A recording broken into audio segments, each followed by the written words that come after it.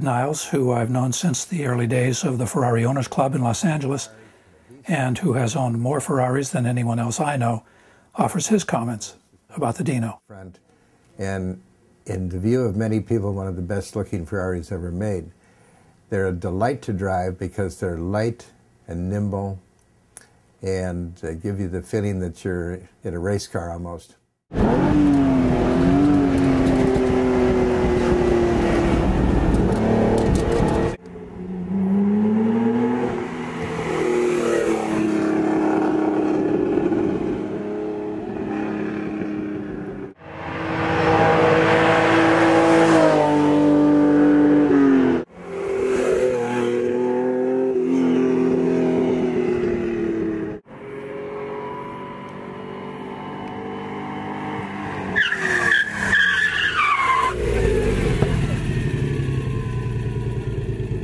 I really didn't mean to smoke the tires like that when I came in for the landing. Oh, that was so funny.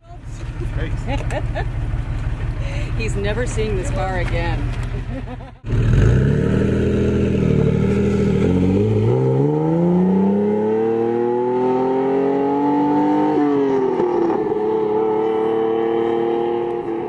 Stephen Mitchell's assured me the car is coming back, so I'm trusting him.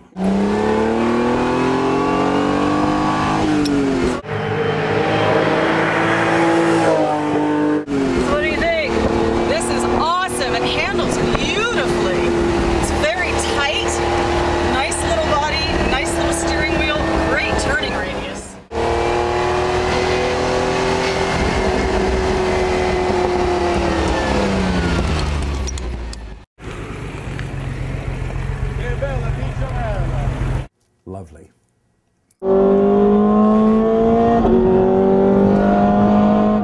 Suddenly, here comes Kenny and Steven flying past us in the 16M.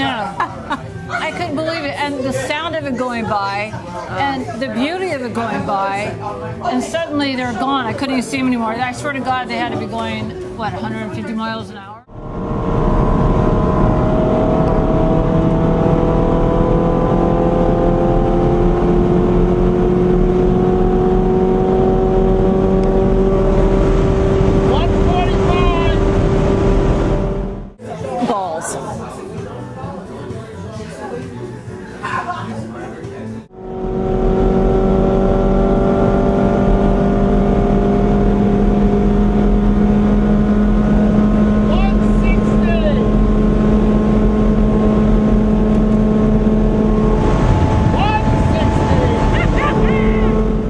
I'll tell you what, if that car was in my garage, that would be my man. They engineered the car to respond to your brain waves. It was like a scalpel. It was a road-going scalpel. The modern Ferraris are very, very, very good cars in every respect. They're almost without exception very, very fast cars, lovely to look at, and loaded with electronics that make the car a real wonder.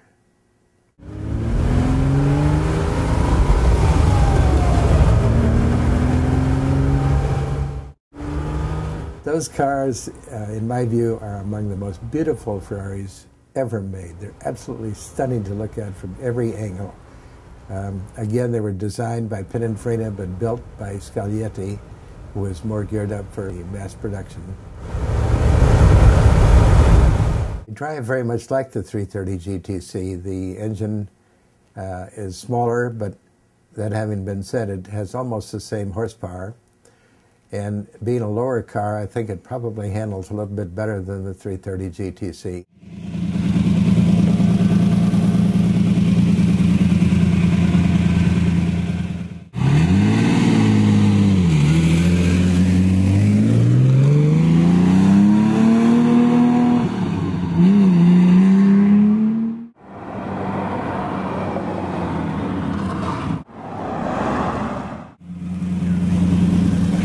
She's going looking for the seatbelt.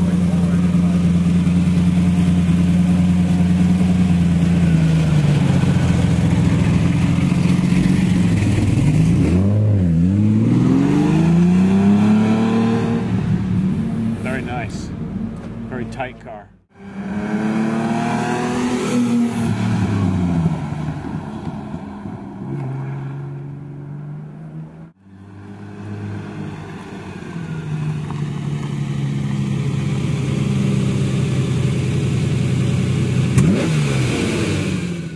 about this car I noticed is that it's so compact and very low. And it has a profile that, even though it's a silver car, and lots of cars today are silver, you can tell when it goes by that it isn't a car that blends in. It doesn't blend in whatsoever. Although the car is, it's not in your face, meaning like it's not like a Lamborghini Countach where it's like over the top and it's design aesthetic. This car is very subtle, but because it's subtle, it's hard to put into words overall visual appeal. It has almost like a MG look, but it's not. They're like an expensive watch. They have subtle details once you start looking at the surface. Once I began looking at the surface of the 330, I realized all these things hidden in plain sight because they were so integrated into the bodywork. One thing that stood out for me particularly was the gas filler cap. It has this beautiful bezel with the Ferrari prancing horse in the center, and it was just countersunk just slightly enough to where you could see a bevel around the bezel. And it was just this gorgeous appointment on the car. And the car had things like this all over the body. Even though it wasn't very busy, it had subtle appointments that made it very, very, very beautiful.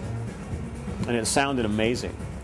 The GTC was always known as a conservative classic automobile full of nuance, and it had an expression of design that is lacking in today's modern Ferraris or other exotics. I found it interesting that even the youngest member of our crew on the day, that is my son Sean, found the car to be quite captivating, which says a lot for a design that was put out by Pininfarina so many years ago for the Ferrari. What happened to chrome? Did you like it? Why did chrome disappear? Oh yeah, the thing was great. I never had a smile when it was so big.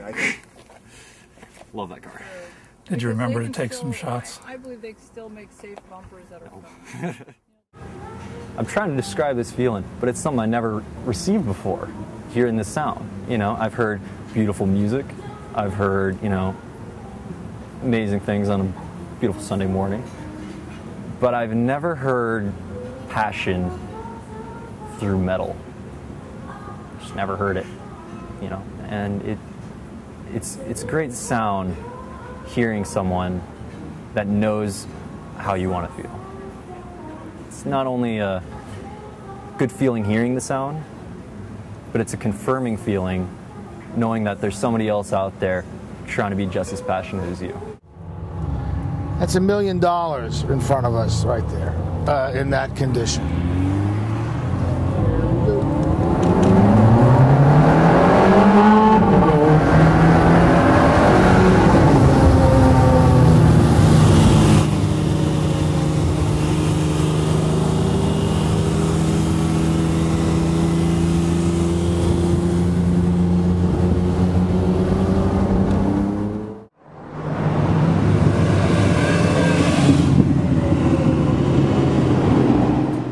Styling, sound, performance, sex.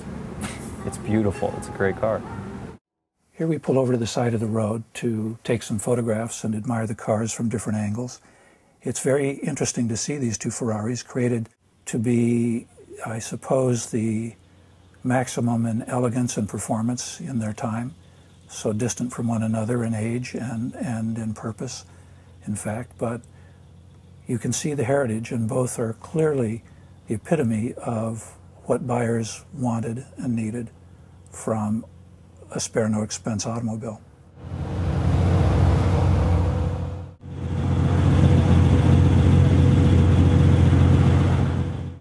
How are you, Kenny? Well, thank you.